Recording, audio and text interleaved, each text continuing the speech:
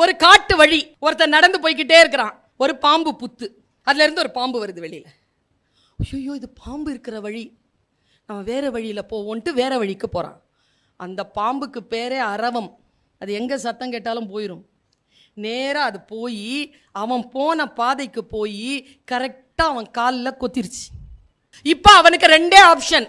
ஒன்று, பாம்பை போய் கேட்கலாம், நியாயமா உன் வழிக்கா நான் வந்தேன், என்னை ஏன் துரோகம் பண்ண, என்னை ஏன் கொத்துன, நான் இப்போ இருக்கிறதா சாவுறதா, உன் விஷம் என்ன என்ன பண்ணும் தெரியுமா உனக்கு என்று பாம்பிடம் நியாயம் கேட்கலாம்.